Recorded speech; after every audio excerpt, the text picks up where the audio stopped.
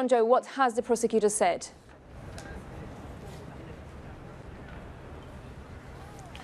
Well, that statement's just come through to us in the last few moments or so.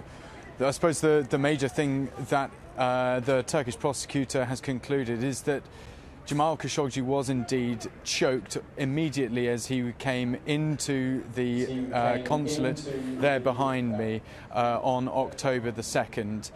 He was then also dismembered. That's what they've concluded. He said also a number of things in this statement, mainly about how this meeting has gone between the Saudi prosecutors and the Turkish prosecutors over the last 2 days or so. They said that those meetings hadn't really come to anything at all. What it seems to be the case is that Turkey wanted to get a certain information and evidence and testimonies from the Saudis, and they weren't willing to give it to them. Turkey was also asked by Saudi Arabia for what it knew about the case, and Turkey wasn't willing to hand that over either. And so there has been this frustration between the two sides, particularly on the side of Turkey, with the way that this investigation has gone in terms of this cooperation that this joint investigative team were trying to achieve. And so it's been a very difficult few days for the investigators.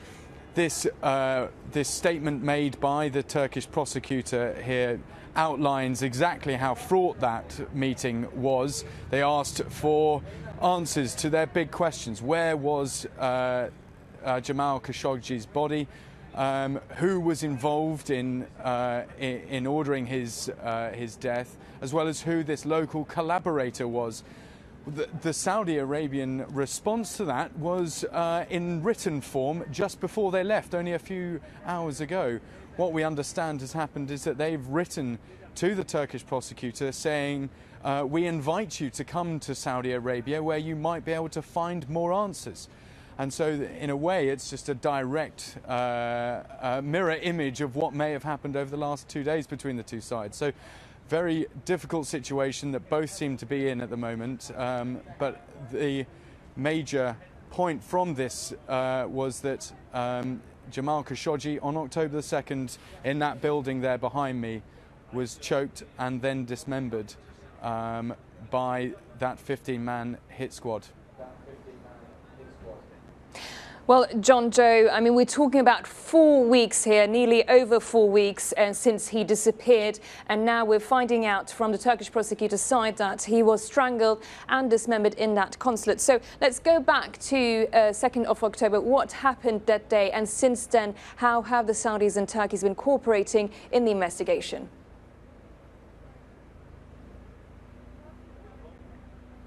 Well, on October the 2nd, 4 weeks ago, as you say, Jamal Khashoggi came here. He came here with his fiancée in order to sort out paperwork with the Saudi embassy, the Saudi consulate. He needed to sort out his paperwork in order to get everything in order to allow his marriage to take place to Hatice Cengiz, his fiancée.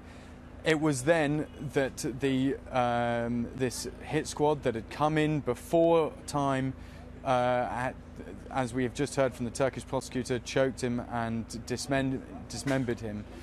And it was only then that this red flag was flown when his fiancée said that he hadn't emerged from the consulate. Since then, of course, the Saudi Arabian side, the consulate here, came out with a number of statements that he did in fact leave, and then said firstly that he had left, and then that this was done by a rogue group of agents from Saudi Arabia.